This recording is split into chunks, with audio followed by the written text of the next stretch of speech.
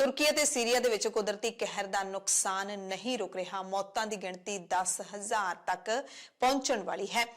पंजाब सरकार ने आप कड्डी एक भर्ती रद्द कर दी तो सुखबीर बादल नूं बावा चंगा मौका मिल गया ताने मारन दा। ते इह भी कहंदे पंजाब दे विच अकालियां वर्गी कोई सरकार बन ही नहीं सकती। चंडीगढ़ दे विच निहंग सिंघां ने घोड़े भजाए तो चंडीगढ़ पुलिस नूं भाजड़ां पै गईयां। मोर्चे दे विच मरहूम सिद्धू मूसेवाले दी माता ने पहुंच के की अलर्ट कीता है कि किवें मोर्चे नूं तोड़ सकदी है सरकार, उस बारे तुहानूं दस्सांगे। दीप सिद्धू दी महिला मित्र रीना राय ने मौत बारे वड्डे खुलासे कीते ने। राहुल ने कल मोदी दा नाम लै के सदन दे विच भेद खोले सन, पर अज मोदी जी राहुल दा नाम लए बिना चोभां छड्ड गए। सत श्री अकाल जी। दा खालस टीवी देखने वाले देश दुनिया के साडे सारे दर्शकों का बहुत बहुत स्वागत है। बुधवार के एमरजेंसी बुलेटिन दे नाल मैं हरशरण कौर। बुलेटिन दे विच तुहानूं दस्सांगे पंजाब भारत ते दुनिया भर दीआं सारीआं वड्डीआं ताज़ा ते अहम खबरां। शुरुआत करदे हां पंजाब दीआं खास खबरां तो, पर उस तों भी पहिलां तुहानूं तुर्की अते सीरिया दे हालात दस दिंदे हां कि उत्थे किवें कुदरत दा कहर हाले तक भी लोकां दीआं जानां लै रिहा है। मलबे दे हेठां तो लोकां नूं कढिया जा रहा है। जिउंदे लोक इत्थे लाशां बन गए ने। गिणती 10,000 टप्पण वाली है। तुर्की अते सीरिया दे विच सोमवार नूं आए भूचाल दे विच 8700 तो वध लोकां दी मौत दी पुष्टि हो चुकी है, यानी कि गिणती 10,000 तक भी पहुंच जाएगी। इस अजिहा कहण दे विच कुछ भी गलत नहीं होवेगा। यह गिणती होर वधण दा खदशा लगातार बनिया होया है। तुर्की दी जिहड़ी एमरजेंसी एजेंसी है उस दे मुताबिक कुल मौतां विच तुर्की विच मरण वालियां दी गिणती 6,234 है, यानी कि 8700 कुल मौतां होईयां ने तुर्की दे विच, 6234 ने बाकी मौतां सीरिया दे विच होईयां ने। सीरिया दे सेहत मंत्री ने दस्सिया कि सीरिया दे विच मौत दे आंकड़िਆਂ ਦੀ पुष्टि कर पाउणा मुश्किल है, पर स्थानिक मीडिया ते बचाव ਜਿਹੜੀਆਂ ਟੀਮਾਂ ਨੇ ਉਹਨਾਂ ਦਾ ਕਹਿਣਾ ਹੈ ਕਿ 2500 ਤੋਂ ਵੱਧ ਲੋਕਾਂ ਦੀ ਇੱਥੇ ਮੌਤ ਹੋ ਚੁੱਕੀ ਹੈ। सरकार दे कंट्रोल वाले इलाके दे विच कुल 1250 लोकां दी मौत हुई है। सीरिया दे विच विद्रोहियां दे कब्जे वाले इलाके वाइट हेलमेट ने दस्सिया कि मौतां दा आंकड़ा 1280 दे नेड़े पहुंच गया है। उत्थे बचाव कारजां वाले जिहड़े हैगे ने ਉਹ बचाव कर्मी दक्षिणी तुर्की ते उत्तरी सीरिया दे विच लोकां नूं बचाउण च लगातार जुटे होए ने। उन्हां दे नाल-नाल पीड़तां दे परिवार भी बचाव कारजां दे विच जुटे होए ने। तुसीं देख सकदे होवोगे कि सोशल मीडिया दे उत्ते लगातार वख-वख तरह दीआं वीडियोज़ सामने आ रहीआं ने। किते एक औरत है जिहड़ी मलबे दे हेठां ही बच्चे नूं जन्म दे दिंदी है, पर कुदरत दी करोपी ऐसी है कि बच्चा नहीं बच सकिया। इसे तरह दो निक्कियां बच्चियां नूं फौजी ने जिहड़े राहत कर्मी ने बचाउण दे विच कामयाब हो जांदे ने ते किवें लोक उन्हां दी प्रशंसा कर रहे सन। बहुत तरह दीआं वीडियोज़ दिल नूं दहलाउण वालीआं वीडियोज़ ने ਉਹ सामने आ रहीआं ने। तुर्की दे राष्ट्रपति रेसिप तय्यप अर्दोआन ने कल ही इत्थे एमरजेंसी दा ऐलान कर दित्ता सी। 10 सूबिਆਂ ਦੇ ਵਿੱਚ एमरजेंसी लाई गई है, ਜਿਹੜੀ 3 ਮਹੀਨਿਆਂ तक इसे तरह लगी रहेगी, क्योंकि इस इलाके नूं हुण नॉर्मल होने दे विच इन्ना समा तां लग ही जाएगा। उधर डॉक्टर्स विदाउट बोर्ड्स की कार्यकारी निर्देशक नतालिया रॉबर्ट्स ने कहा है कि उन्हां दी सीरिया दे विच एक टीम है अते बदकिस्मती दे नाल एक साथी दी भी मलबे दे हेठां दब के मौत हो गई है। इन्हां दे भी एक साथी दी मौत हो गई है। रॉबर्ट्स ने कहा कि लंबे समय तक मलबे हेठ दबे अते जख्मी लोकां दीआं किडनियां फेल होने का खतरा हुंदा है। आउण वाले हफ्तिਆਂ ਦੇ ਵਿੱਚ मामले होर वध सकदे ने। कड़ाके की ठंड भी एक समस्या बनी हुई है, क्योंकि लोग अपने घरां नूं वापस जाण तो डर रहे ने। उन्हां दे लई सुरक्षित रहण दीआं थावां दा प्रबंध करन दी बड़ी लोड़ है, क्योंकि नहीं तां महामारी फैलण दा बहुत खतरा वध गया। भूचाल का असर है जिहड़ा उत्तरी सीरिया दे विच कई महीनों तक बनिया रहेगा, ये भी रॉबर्ट्स ने कहा। सो असीं अरदास करते हैं, साडी सारी टीम अरदास करती है कि सीरिया ते तुर्की दे विच हालात ने जिहड़े ओह छेती ठीक हो जाण। इस कुदरती करोपी तो लोकां नूं छेती जिहड़ा हैगा छुटकारा मिले ताकि सारे उत्थे सुखी वस सकण, क्योंकि सीरिया दे विच तां उंज भी जंग वाले हालात किन्ने सालां तो बने हुए ने। लोग उत्थे संताप हंडा रहे ने तो कुदरत दी इस करोपी दा शिकार हो रहे ने। मौसम की जे गल कर लईए तो पंजाब दे विच 9 ते 10 फरवरी नूं माझा दुआबा ते पूर्वी मालवा दे विच किते-किते हल्का मींह पै सकदा है। हालांकि पंजाब दे विच 11 ते 12 फरवरी नूं मौसम खुश्क रहेगा। अगले 72 घंटिਆਂ ਦੇ ਵਿੱਚ ਘੱਟੋ-ਘੱਟ तापमान ਦੇ ਵਿੱਚ 3 डिग्री सैल्सियस तो 5 डिग्री सैल्सियस तक ਦਾ ਵਾਧਾ होएगा। ਸਿੱਖਾਂ ਦੀਆਂ ਤਿੰਨ ਵੱਖ-ਵੱਖ ਮੰਗਾਂ ਨੂੰ ਲੈ ਕੇ ਮੁਹਾਲੀ ਚੰਡੀਗੜ੍ਹ ਹੱਦ ਤੇ ਸਿੰਘਾਂ ਦਾ ਮੋਰਚਾ ਲਗਾਤਾਰ ਲੱਗਿਆ ਹੋਇਆ ਹੈ। ਭਾਈ ਜਗਤਾਰ ਸਿੰਘ ਹਵਾਰਾ ਕਮੇਟੀ ਦੀ ਅਗਵਾਈ ਦੇ ਵਿੱਚ ਇਹ ਮੋਰਚਾ ਚੱਲ ਰਿਹਾ ਹੈ ਤੇ ਬੁੱਧਵਾਰ ਨੂੰ ਕੌਮੀ ਇਨਸਾਫ ਮੋਰਚੇ ਦੇ ਮੈਂਬਰ ਤੇ ਕੁਝ ਨਿਹੰਗ ਸਿੰਘ ਮੁਹਾਲੀ ਦੇ ਐਸਐਸਪੀ ਦੀ ਸਰਕਾਰੀ ਰਿਹਾਇਸ਼ ਨੇੜਲੇ ਮੁਹਾਲੀ ਚੰਡੀਗੜ੍ਹ ਦੇ ਐਂਟਰੀ ਪੁਆਇੰਟ ਤੇ ਲਾਇਆ ਬੈਰੀਕੇਡ ਤੋੜ ਕੇ ਚੰਡੀਗੜ੍ਹ ਦੇ ਵਿੱਚ ਦਾਖਲ ਹੋ ਗਏ। ਦਰਅਸਲ ਜਿਹੜਾ ਮੋਰਚਾ ਹੈ ਉਸ ਦੇ ਵੱਲੋਂ ਲਗਾਤਾਰ 6 ਫਰਵਰੀ ਤੋਂ ਲੈ ਕੇ ਹੁਣ ਸਿੰਘਾਂ ਦੇ ਜਥੇ ਭੇਜੇ ਜਾ ਰਹੇ ਨੇ। ਸੀਐਮ ਨਿਵਾਸ तक जथे भेजन का प्रोग्राम बनाया गया। गिरफ्तारियां देने की जिहड़ी लड़ी वो विढ़ दित्ती है। हालांकि चंडीगढ़ पुलिस ने पिछले 2 दिन जथियां नूं उत्थे पहुंचण तो पहला ही हद ते बॉर्डर दे उत्ते डिटेन कर लिया। डिटेन करन तो बाद छड़ दिता जांदा है, पर बुधवार नूं जिहड़ा हैगा कौमी इंसाफ मोर्चे के मैंबर ते कुछ निहंग सिंह बैरीकेड तोड़ के अगे वध गए, जिस तो बाद दोवां धिरां दे विचाले तणाव वध गया। यूटी पुलिस नूं प्रदर्शनकारियों के उत्ते पानी है जिहड़ा यूटी पुलिस ने पानी सुट्टिया, पानी दी बुछाड़ा मारियां, लाठी चार्ज भी किया, पर प्रदर्शनकारी अगे वधण दे विच कामयाब हो गए, जिस करके पुलिस नूं भाजड़ां पै गईयां सन। सो ये सारे हालात बुधवार नूं देखण नूं मिले। इस दरमियान कौमी इंसाफ मोर्चे नूं पंजाब दे हर कोने तो वड्डा हुंगारा मिल रहा है। बुधवार नूं सिद्धू मूसेवाले दे माता चरण कौर भी कौमी इंसाफ मोर्चे दे विच पहुंचे। वो अपने पिंड दे सरपंच भी ने ते एक दिन पहला पंजाब दीयां पंचायत यूनियनां ने मोर्चे दी पूरी हमायत दा ऐलान कीता है। मोर्चे नूं संबोधन करते हुए मरहूम सिद्धू मूसेवाले दी माता ने कहा कि सानू जिहड़ा हैगा वो सुचेत भी रहना पऊगा अते मोर्चे दा हौसला वधाउंदे होए अगे भी वधना पऊगा। चरण कौर ने अपने पुੱਤ ਦਾ दर्द भी फरोलिया ते कहा कि इस मुल्क दे विच कानून दे 2 रूप ने। जिहड़े साडे वर्गे लोग ने वो धरना ला के इंसाफ मंगदे ने, कई वारी उन्हां नूं मिलदा ते कई वारी नहीं भी मिलदा। हालांकि धरने लाउणा कहंदे सौखा काम नहीं है, पर सरकारां ते सिस्टम सानूं मजबूर करदा है धरने लाउण नूं। मां ने अलर्ट करदियां कहा सारे मोर्चे च बैठे जिहड़े धरनाकारी ने उन्हां नूं कि कुछ लोग तुहाडी एकता नूं तोड़न दी कोशिश करनगे, उन्हां तो अलर्ट रखो, एकता रखो, क्योंकि एकता तो ही सरकारां डरदियां ने। जे इकट्ठे रहे तां दिल्ली वांग मोर्चा जरूर जितांगे। मां ने कहा कि सेहत भावें साडे परिवार दा साथ नहीं दे रही, पर धरने विच शामिल होण तो कहंदे मैं अपने आप नूं रोक नहीं रही। उन्हां दस्सिया कि सिद्धू दे पिता बलकौर सिंह दी तबीयत भी ठीक नहीं है, पीजीआई दे विच उन्हां दा इलाज चल रहा, पर उन्हां ने सुनेहा घल्लिया कि जदों भी ठीक होणगे इस मोर्चे दे विच जरूर आउणगे। क्योंकि शुभदीप ਤਾਂ 9 ਮਹੀਨੇ ਪਹਿਲਾਂ ਹੀ ਸਾਡੇ ਭਰਾਵਾਂ ਦਾ ਜ਼ਿਕਰ ਕਰ ਗਿਆ ਸੀ ਤੇ ਪਤਾ ਨਹੀਂ ਉਸ ਦੀ ਸੋਚ ਨੂੰ ਲੈ ਕੇ ਹੀ ਉਹਦੇ ਨਾਲ ਐਡੀ ਵੱਡੀ ਘਟਨਾ ਹੋ ਗਈ। ਮੈਂ ਵੀ ਇਹੀ ਕਹਿਣਾ ਚਾਹੂੰਗੀ ਕਿ ਕਾਨੂੰਨ ਸਾਰਿਆਂ ਲਈ ਇੱਕ ਬਣਾਇਆ ਹੈ ਤੇ ਫਿਰ ਉਹ ਇੱਕ ਦੀ ਤਰ੍ਹਾਂ ਕਿਉਂ ਨਹੀਂ ਹੈਗਾ। कुछ साडे योधे अपनियां जिहड़ियां सजावां ने पूरियां कर चुके है, उन्हां वल कोई ध्यान नहीं किसी दा। एक किसी ने इन्ने क्राइम करके वो बार बार पैरोल ते आ रहे ने, इसलिए हुण कानून तो भी विश्वास उठ गया। क्योंकि जिहड़े सच बोलदे आ, सच बोलना एक बहुत बड़ा गुनाह है। क्योंकि जो साडे लई इंसाफ जां एक सोच नहीं रखी कानून ने, तां करके सानूं धरने लाउणे पैंदे आ किसी भी चीज़ लई। हुण जिहड़े तां साडे वर्गे पीड़ित है वो तां विचारे धरना ला के माड़ा मोटा ਉਹਦੇ ਲਈ इंसाफ मंग सकदे आ। कुछ जिहड़े विचारे घरे बैठे वीर कह दिंदे आ कि भी भाल लो कोई सड़क उत्थे तुसीं बह जाओ धरना ला के। धरने लाउणे कोई सौखी गल नहीं हैगी। सो ये मोर्चा 3 मुख मंगां नूं लैके लग्या होया। बंदी ਸਿੰਘਾਂ ਦੀ रिहाई, श्री गुरु ग्रंथ साहिब जी की बेअदबी मामले का इंसाफ, गोलीकांड मामले का इंसाफ ते 328 लापता पावन सरूपां की सही तरीके दे नाल जांच करके सब कुछ सामने लिआंदा जावे। सो ये 3 मुख मंगां नूं लैके मोर्चा लग्या होया है।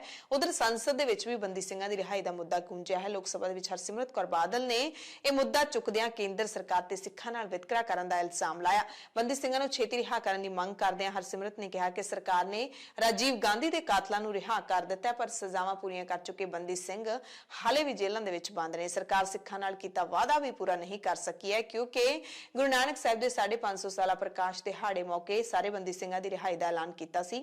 ਪਰ ਉਹ ਵਾਅਦਾ ਪੂਰਾ ਨਹੀਂ ਕੀਤਾ। ਉਹਨਾਂ ਕਿਹਾ ਕਿ ਐਸਜੀਪੀਸੀ ਦੇ ਕੰਮਾਂ ਦੇ ਵਿੱਚ ਵੀ ਕੇਂਦਰ ਸਰਕਾਰ ਦਖਲ ਦੇ ਰਹੀ ਹੈ ਤੇ ਹਰਿਆਣਾ ਦੇ ਵਿੱਚ ਕਹਿੰਦੇ ਸਾਨੂੰ ਯਾਨੀ ਕਿ ਸਿੱਖਾਂ ਨੂੰ ਤੋੜ ਦਿੱਤਾ ਹੈ। ਇੱਕ ਵੱਡੀ ਖਬਰ ਜ਼ੀਰਾ ਦੀ ਮਾਲਬਰੋਸ ਸ਼ਰਾਬ ਫੈਕਟਰੀ ਦੇ ਮਾਲਕ ਦੇ ਪੁੱਤ ਦੇ ਨਾਲ ਜੁੜੀ ਹੋਈ ਸਾਹਮਣੇ ਆਈ ਹੈ ਕਿ ਮਾਲਕ ਦੀਪ ਮਲਹੋਤਰਾ ਦੇ ਪੁੱਤ ਗੌਤਮ ਮਲਹੋਤਰਾ ਨੂੰ ਈਡੀ ਨੇ ਗ੍ਰਿਫਤਾਰ ਕਰ ਲਿਆ। ਮਸਲਾ ਹੈ ਦਿੱਲੀ ਦੀ ਨਵੀਂ ਵਿਵਾਦਿਤ ਆਬਕਾਰੀ ਨੀਤੀ ਦਾ। ਗੌਤਮ ਮਲਹੋਤਰਾ ਦੀ ਗ੍ਰਿਫਤਾਰੀ ਬੁੱਧਵਾਰ ਸਵੇਰੇ ਕੀਤੀ।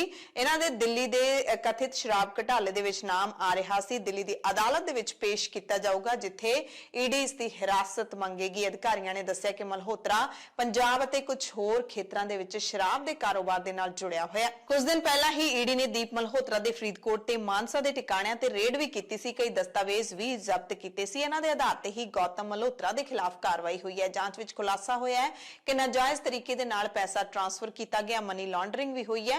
ਦਿੱਲੀ ਦੀ ਨਵੀਂ ਐਕਸਾਈਜ਼ ਪਾਲਿਸੀ ਨੂੰ ਲੈ ਕੇ ਜਦੋਂ ਕਈ ਸਵਾਲ ਉੱਠੇ ਸਨ ਤਾਂ ਇਹਦੇ ਵਿੱਚ ਦੀਪ ਮਲਹੋਤਰਾ ਦੀ ਕੰਪਨੀ ਦਾ ਨਾਮ ਵੀ ਆਇਆ ਸੀ ਕਿਉਂਕਿ ਜ਼ਿਆਦਾਤਰ ਠੇਕੇ ਦਿੱਲੀ ਦੇ ਵਿੱਚ ਵੀ ਦੀਪ ਮਲਹੋਤਰਾ ਨੂੰ ਦਿੱਤੇ ਗਏ ਸਨ ਜਿਹੜਾ ਕਿ ਅਕਾਲੀ ਦਲ ਦਾ ਸਾਬਕਾ ਐਮਐਲਏ ਵੀ ਹੈ। ਇਸ ਮਾਮਲੇ ਦੀ ਜਾਂਚ ਸੀਬੀਆਈ ਤੇ ਈਡੀ ਦੋਵੇਂ ਕਰ ਰਹੇ ਨੇ। ਹੁਣ ਤੱਕ ਕਈ ਲੋਕਾਂ ਨੂੰ ਇਸ ਮਾਮਲੇ 'ਚ ਗ੍ਰਿਫਤਾਰ ਕੀਤਾ ਗਿਆ। ਦਿੱਲੀ ਦੇ ਉਪ ਮੁੱਖ ਮੰਤਰੀ ਮਨੀਸ਼ ਸਿਸੋਦੀਆ ਵੀ ਇਸ ਜਾਂਚ ਦੇ ਘੇਰੇ ਦੇ ਵਿੱਚ ਨੇ। ਸੋ ਗੌਤਮ ਮਲਹੋਤਰਾ ਉਸ ਦੀਪ ਮਲਹੋਤਰਾ ਦਾ ਪੁੱਤਰ ਹੈ ਜਿਸ ਦੀ ਸ਼ਰਾਬ ਫੈਕਟਰੀ ਦੇ ਖਿਲਾਫ ਪਿਛਲੇ ਕਈ ਮਹੀਨਿਆਂ ਤੋਂ ਜ਼ੀਰਾ ਦੇ ਵਿੱਚ ਮਨਸੂਰਵਾਲ ਕਲਾਂ ਪਿੰਡ ਦੇ ਵਿੱਚ ਮੋਰਚਾ ਲੱਗਿਆ ਹੋਇਆ ਹੈ। ਹਾਲੇ ਤੱਕ ਵੀ ਮੋਰਚਾ ਜਾਰੀ ਹੈ। ਹਾਲਾਂਕਿ ਪਿਛਲੇ ਦਿਨੀ ਪੰਜਾਬ ਸਰਕਾਰ ਨੇ ਇਸ ਦੀ ਸ਼ਰਾਬ ਫੈਕਟਰੀ ਬੰਦ ਕਰਨ ਦੇ ਜ਼ੁਬਾਨੀ ਹੁਕਮ ਦੇ ਦਿੱਤੇ ਨੇ ਪਰ ਹਾਲੇ ਤੱਕ ਨੋਟੀਫਿਕੇਸ਼ਨ ਨਹੀਂ ਨਿਕਲਿਆ ਹੈ।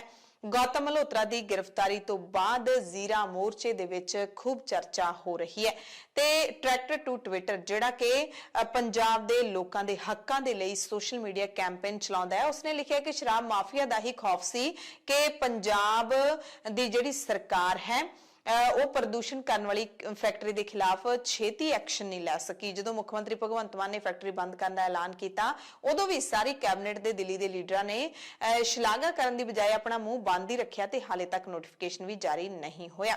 ਸੋ ਇਹਨਾਂ ਨੇ ਵੀ ਗੌਤਮ ਮਲਹੋਤਰਾ ਦੀ ਗ੍ਰਿਫਤਾਰੀ ਤੇ ਇਹ ਟਵੀਟ ਕੀਤਾ ਹੈ ਤੇ ਨਾਲ ਹੀ ਦੱਸਿਆ ਹੈ ਕਿ ਜਿਹੜਾ ਗੌਤਮ ਮਲਹੋਤਰਾ ਹੈ ਉਹ ਕਿੰਨੀਆਂ ਕੰਪਨੀਆਂ ਦਾ ਮਾਲਕ ਹੈ। ਇਹ ਦਿੱਲੀ ਦੇ ਵਿੱਚ ਵੀ ਦਿੱਲੀ ਦੇ ਸ਼ਰਾਬ ਕਾਰੋਬਾਰ ਨੂੰ ਵੀ ਜਿਹੜਾ ਦੀਪ ਮਲਹੋਤਰਾ ਤੇ ਗੌਤਮ ਮਲਹੋਤਰਾ ਸਾਹਮਣੇ ਨੇ ਇਹਨਾਂ ਦੀਆਂ ਕਈ ਕੰਪਨੀਆਂ ਬਣੀਆਂ ਹੋਈਆਂ ਨੇ। ਗੌਤਮ ਮਲਹੋਤਰਾ ਇਹਨਾਂ ਕੰਪਨੀਆਂ ਦਾ ਡਾਇਰੈਕਟਰ ਹੈ ਜਿਹੜੀਆਂ ਤੁਸੀਂ ਸਕਰੀਨ ਤੇ ਦੇਖ ਪਾ ਰਹੇ ਹੋ। ਓਸਿਸ ਇਥਾਨੋਲ ਇੰਡਸਟਰੀਜ਼ ਪ੍ਰਾਈਵੇਟ ਲਿਮਿਟਡ ਕਿੰਨੀਆਂ ਸਾਰੀਆਂ ਕੰਪਨੀਆਂ ਨੇ 9 ਕੰਪਨੀਆਂ ਦਾ ਮਾਲਕ ਇਹ ਦੱਸਿਆ ਜਾ ਰਿਹਾ ਪਰ ਹੁਣ ਇਸ ਨੂੰ ਈਡੀ ਨੇ ਗ੍ਰਿਫਤਾਰ ਕਰ ਲਿਆ ਹੈ। ਕਹਿੰਦੇ ਇਨਸਾਫ ਤਾਂ ਕਦੇ ਨਾ ਕਦੇ ਹੁੰਦਾ ਹੀ ਹੁੰਦਾ ਹੈ। ਪੰਜਾਬ ਸਰਕਾਰ ਨੇ ਵਿਵਾਦਿਤ ਨਾਇਬ ਤਹਿਸੀਲਦਾਰ ਭਰਤੀ ਦਾ ਨੋਟਿਸ ਆਖਿਰਕਾਰ ਰੱਦ ਕਰ ਦਿੱਤਾ ਹੈ। ਜਾਣਕਾਰੀ ਸਰਕਾਰੀ ਵਕੀਲ ਨੇ ਹਾਈ ਕੋਰਟ ਦੇ ਵਿੱਚ ਦਿੱਤੀ ਹੈ। ਵਕੀਲ ਨੇ ਦੱਸਿਆ ਕਿ 12 ਦਸੰਬਰ 2020 ਦੇ ਭਰਤੀ ਨੋਟਿਸ ਦੇ ਮੁਤਾਬਿਕ ਭਰਤੀ ਨੂੰ ਰੱਦ ਕੀਤਾ ਗਿਆ। 20 ਜਨਵਰੀ 2023 ਦੇ ਫੈਸਲੇ ਮੁਤਾਬਿਕ ਦੁਬਾਰਾ ਪ੍ਰੀਖਿਆ ਕਰਵਾਉਣ ਦਾ ਫੈਸਲਾ ਲਿਆ ਗਿਆ। ਇਸ ਦੇ ਨਾਲ ਹੀ ਪਟੀਸ਼ਨਰ ਦੀ ਨੁਮਾਇੰਦਗੀ ਕਰਨ ਵਾਲੇ ਸੀਨੀਅਰ ਵਕੀਲ ਨੇ ਕਿਹਾ ਕਿ ਪਟੀਸ਼ਨਕਰਤਾ ਨੂੰ ਆਪਣੇ ਉਪਾਅ ਦਾ ਲਾਭ ਲੈਣ ਦੇ ਲਈ ਰਿਟ ਪਟੀਸ਼ਨ ਵਾਪਸ ਲੈਣ ਦੀ ਇਜਾਜ਼ਤ ਕੋਰਟ ਨੇ ਦਿੱਤੀ ਹੈ। ਤੇ ਨਾਇਬ ਤਹਿਸੀਲਦਾਰ ਦੀ ਭਰਤੀ ਰੱਦ ਹੋਣ ਤੋਂ ਬਾਅਦ ਹੁਣ ਵਿਰੋਧੀਆਂ ਨੂੰ ਵੀ ਆਮ ਆਦਮੀ ਪਾਰਟੀ ਦੀ ਸਰਕਾਰ ਨੂੰ ਘੇਰਨ ਦਾ ਮੌਕਾ ਮਿਲ ਗਿਆ ਹੈ। ਸ਼੍ਰੋਮਣੀ ਅਕਾਲੀ ਦਲ ਦੇ ਪ੍ਰਧਾਨ ਸੁਖਬੀਰ ਸਿੰਘ ਬਾਦਲ ਨੇ ਆਮ ਆਦਮੀ ਪਾਰਟੀ ਦੀ ਸਰਕਾਰ ਤੇ ਘੁਟਾਲੇ ਕਰਨ ਦਾ ਇਲਜ਼ਾਮ ਲਾਇਆ। ਕਹਿੰਦੇ ਤਾਂ ਹੀ ਤਾਂ ਇਹ ਨੋਟੀਫਿਕੇਸ਼ਨ ਰੱਦ ਕਰਨਾ ਪਿਆ, ਭਰਤੀ ਦਾ ਨੋਟੀਫਿਕੇਸ਼ਨ ਰੱਦ ਕਰਨਾ ਪਿਆ ਹੈ। ਨੋਟੀਫਿਕੇਸ਼ਨ ਰੱਦ ਤਾਂ ਸਾਰੀਆਂ ਭਰਤੀਆਂ ਵੀ ਰੱਦ। ਆਮ ਆਦਮੀ ਪਾਰਟੀ ਨੇ ਆਪਣੇ ਚੋਣ ਪੱਤਰ ਵਿੱਚ ਤੇ ਆਪਣੀਆਂ ਸਪੀਚਾਂ ਵਿੱਚ ਇਲੈਕਸ਼ਨ ਤੋਂ ਪਹਿਲੇ ਕਿਹਾ ਸੀ ਕਿ ਅਸੀਂ ਨੌਜਵਾਨਾਂ ਨੂੰ ਮੈਰਿਟ ਤੇ ਨੌਕਰੀਆਂ ਦੇਵਾਂਗੇ ਤੇ ਅੱਜ ਦੇਖ ਲਓ ਹਾਈ ਕੋਰਟ ਨੇ ਪਹਿਲੀ ਉਹਨਾਂ ਦਾ ਜਿਹੜਾ ਨੌਕਰੀ ਦੇਣ ਦਾ ਨਾਇਬ ਤਹਿਸੀਲਦਾਰ ਦਾ ਰੱਦ ਕਰਤਾ ਕਿਉਂਕਿ ਉਹਨਾਂ ਨੇ ਕਿਹਾ ਕਿ ਸਭ ਤੋਂ ਜ਼ਿਆਦੀਆਂ ਹੇਰਾਫੇਰੀ ਉਹਦੇ 'ਚ ਹੋਈਆਂ। ਆ ਜਿਹੜੀ ਪਾਰਟੀ ਹੈ ਆ ਸਾਰੀ ਸਿਆਸਤ ਇਹਨਾਂ ਦੀ ਝੂਠ ਤੇ ਨਿਰਭਰ ਹੈ। ਇਹਨਾਂ ਨੇ ਇਹਨਾਂ ਦੇ ਮਨ 'ਚ ਕੋਈ ਵਿਜ਼ਨ ਨਹੀਂ ਹੈ, ਕੋਈ ਪਲਾਨ ਨਹੀਂ ਹੈ। ਇਹਨਾਂ ਦਾ ਦਾਅ ਸੀ ਕਿ ਝੂਠ ਬੋਲ ਕੇ ਲੋਕਾਂ ਨੂੰ ਝੂਠੇ ਵਾਅਦੇ ਕਰਕੇ ਉਹ ਸਰਕਾਰ ਬਣਾ ਲਈਏ, ਉਹਦੇ ਬਾਅਦ ਦੇਖਾਂਗੇ ਕੀ ਕਰਨਾ ਹੈ। ਦਰਅਸਲ ਆਮ ਆਦਮੀ ਪਾਰਟੀ ਦੀ ਸਰਕਾਰ ਬਣਨ ਤੋਂ ਬਾਅਦ ਨਾਇਬ ਤਹਿਸੀਲਦਾਰ ਦੀ ਭਰਤੀ ਦੇ ਲਈ ਇਹ ਟੈਸਟ ਹੋਇਆ ਸੀ, ਪ੍ਰੀਖਿਆ ਹੋਈ ਸੀ ਤੇ ਇਹਦੇ ਵਿੱਚ ਵੱਡਾ ਘੁਟਾਲਾ ਸਾਹਮਣੇ ਆਇਆ ਸੀ। ਪਹਿਲੇ ਜਿਹੜੇ ਰੈਂਕ ਨੇ ਉਹਨਾਂ ਤੇ ਆਉਣ ਵਾਲੇ ਜਿਹੜੇ ਪ੍ਰੀਖਿਆਰਥੀ ਨੇ ਉਹ ਵੀ ਗ੍ਰਿਫਤਾਰ ਕੀਤੇ ਗਏ ਨੇ ਅਤੇ ਜਿਨ੍ਹਾਂ ਨੇ ਪੇਪਰ ਲੀਕ ਕੀਤਾ ਸੀ ਉਹ ਵੀ ਕਈ ਜਣੇ ਗ੍ਰਿਫਤਾਰ ਕੀਤੇ ਗਏ ਨੇ ਤੇ ਵਿਰੋਧੀ ਧਿਰਾਂ ਲਗਾਤਾਰ ਇਸ ਪੇਪਰ ਨੂੰ ਰੱਦ ਕਰਨ ਦੀ ਮੰਗ ਕਰਦੀਆਂ ਰਹੀਆਂ। ਸੁਖਪਾਲ ਖਹਿਰਾ ਨੇ ਵੀ ਇਸ ਨੂੰ ਰੱਦ ਕਰਨ ਦੀ ਲਗਾਤਾਰ ਮੰਗ ਚੁੱਕੀ ਸੀ। ਅਕਾਲੀ ਦਲ ਦੇ ਪ੍ਰਧਾਨ ਸੁਖਬੀਰ ਬਾਦਲ ਨੇ ਹੋਰ ਮੁੱਦਿਆਂ ਤੇ ਸਰਕਾਰ ਨੂੰ ਘੇਰਦਿਆਂ ਦਾਅਵਾ ਕੀਤਾ ਕਿ ਸਰਕਾਰ ਨੇ ਪੁਰਾਣੇ ਬਣੇ ਹੋਏ ਸੇਵਾ ਕੇਂਦਰਾਂ, ਹਸਪਤਾਲਾਂ ਤੇ ਡਿਸਪੈਂਸਰੀਆਂ ਨੂੰ ਰੰਗ ਰੋਗਨ ਕਰਵਾ ਕੇ ਉਹਨਾਂ ਨੂੰ ਮੁਹੱਲਾ ਕਲੀਨਿਕ ਬਣਾ ਕੇ ਆਪਣੇ ਨਾਮ ਲਿਖਵਾ ਦਿੱਤੇ ਨੇ। ਦਾਅਵਾ ਕੀਤਾ ਕਿ ਸਕੂਲ ਆਫ ਐਮੀਨੈਂਸ ਵੀ ਬਾਦਲ ਸਰਕਾਰ ਦੇ ਵੱਲੋਂ ਬਣਾਏ ਗਏ ਮੈਰੀਟੋਰੀਅਸ ਸਕੂਲਾਂ ਨੂੰ ਬਦਲ ਕੇ ਬਣਾਏ ਗਏ ਨੇ, ਨਾਮ ਬਦਲੇ ਗਏ ਨੇ, ਹੋਰ ਕੁਝ ਨਹੀਂ ਕੀਤਾ, ਨਵੇਂ ਸਕੂਲ ਨਹੀਂ ਖੋਲੇ ਜਾ ਰਹੇ। ਪੰਜਾਬ ਦੇ ਵਿੱਚ ਸਾਰੇ ਕਾਨੂੰਨ ਦਿੱਲੀ ਤੋਂ ਪਾਸ ਹੋਣ ਦਾ ਦਾਅਵਾ ਕਰਦਿਆਂ ਸੁਖਬੀਰ ਨੇ ਕਿਹਾ ਕਿ ਪਿਛਲੇ 10 ਮਹੀਨਿਆਂ ਦੇ ਵਿੱਚ ਪੰਜਾਬ ਦੇ ਵਿੱਤੀ ਹਾਲਾਤ ਵੱਧ ਤੋਂ ਬਦਤਰ ਹੋ ਗਏ ਨੇ। 40,000 ਕਰੋੜ ਦਾ ਕਰਜ਼ਾ ਸੂਬੇ ਦੇ ਸਿਰ ਹੋਰ ਚੜ ਗਿਆ। ਪੰਜਾਬ ਦੀ ਇੰਡਸਟਰੀ ਵੀ ਹੁਣ ਹੋਰਨਾਂ ਸੂਬਿਆਂ ਵੱਲ ਰੁਖ ਕਰ ਰਹੀ ਹੈ ਕਿਉਂਕਿ ਇੱਥੇ ਉਹਨਾਂ ਲਈ ਮਾਹੌਲ ਸੁਰੱਖਿਅਤ ਨਹੀਂ ਹੈ।